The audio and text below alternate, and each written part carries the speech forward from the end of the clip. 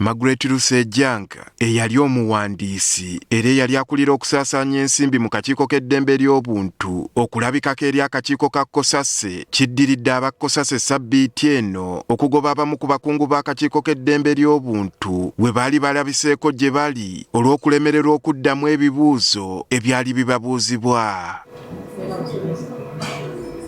Wadde nga bano baali balagiddwa okukomawo eri akakiiko kano nga bazze n'omuntu omutuufu eyali mu mivuyo egimu egy'ensimbi ezisuubirwa okuba nga zaawuutanyizibwa, bw'atyo Margaret Ejang yasazeewo awandiikira akakiiko kano aleme kulabikako n'ab'akakiiko gye yakolanga olw'obujulizi ku mivuyo bw'abalinako.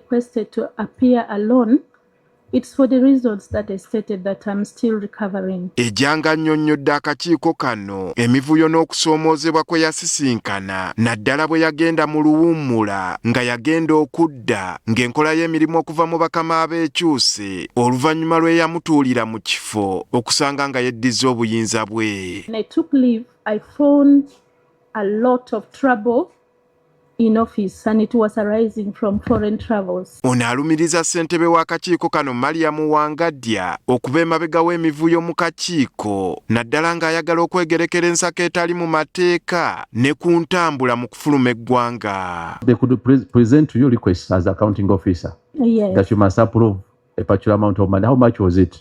Honoraria for chairperson was 5 million. 5 million per sitting per month. Per month. Nti ono yagenda mu maaso okuwakanyanga enkola ya ssentebe ono olw'okufuna ssente ezitali mu mateeka nga kyatuuka ne kimuyitirirako n'atuuka okugaana ebiragiro bye ennamusa nedda ku nnyooge. When I guided that it's not possible, Chair took it to the commission and petitioned the commission to help her because the accounting officer and the director of finance has become so big. Ejang yatuuka n'asimba Nakakongo nga bw'atajja kukkiriza nsimbi zifuluma wabweru w'amateeka era oluvannyuma lw'okufuna okuwabula kwa Attorney General yayimirira ku magulu ge ne yeerema nga ky'ataamanya nti yali yeekolera luwenda lumufulumya kitongole. I think it is your submission that some of the financial expenditures were not actually done by you as accounting officer. No, Chair, I need to be on record. Yes. Under duress, coercion, intimidation, I paid, and especially where the chairperson sought. Ategeezezza nga bwe baasooka okumusala ebiwawaatiro ku mirimu gye gimulambikibwa obumu ku buvunaanyizibwa ne buweebwa omuntu omulala okutuusa bwe baakozesa olukujjukujju okumugoba ku mulimu. Who dismissed you? It was a commission meeting. But the discussions that took place, I wouldn't know who said what because I was sent out and chairperson wrote in my minute book in her own handwriting. And 3 commissioners later said that was not a decision of the commission. That was a decision of the chairperson.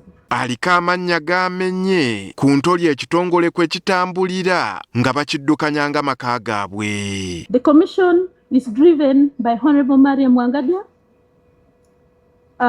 Commissioner Crispin Kaheru, who even went ahead to start managing vehicles. Ku mivuyo emirala gy'anokoddeyo egiri mu kakiiko be bannansi abatafuna bwenkanya naddala abo abatwalayo okwemulugunya ku kulinnyirira eddembe lyabwe ng'emisango egimu gituulibwa kw'ossa n'okuvulugibwa ku biragiro bya ssentebe w'akakiiko.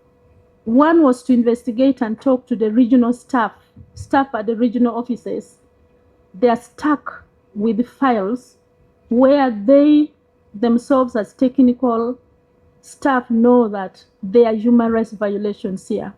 It's worth getting to the tribunal, but they have been ordered to close. Ssentebe w'akakiiko ka COSASE mu wadanku nnyingi wasinzidde n'alagira poliisi okuwa obukuumi omujulizi oluvannyuma lw'ono okwemulugunya eri akakiiko ng'obulamu bwe buli mu matigga nga n'amaka ge gaayokebwa mu ngeri etategeerekeka. Alaze nti obulamu bwe buli mu katyabaga atugambira tugamba n'okutuuka wano emmotoka alina wagirese n'akwatamu booda. So tusabira agira aweebwa obukuumi naye tukyagenda maaso n'okunoonyeza kwa. Muwadde ategeezezza ng'obujulizi omubalirizi Ejang bw'abawadde bwe bagenda okubukozesa mu kunoonyereza kwabwe kwe baliko. N'alaga ne message nnyingi ez'abadde afuna okuva ku nnamba y'essimu gy'agambye nti ya chairperson ne tugikapturinga, ne message ez'abadde ajja tusabye poliisi erikavaringa message ezo ezibadde zimukaka n'okuba nti zimuteeka ku pressure. Eri abo abalumiriziddwa abawadde omukisa sabbiiti ejja beewozeeko. Twagala okuwa omukisa bano aboogeddwako bonna,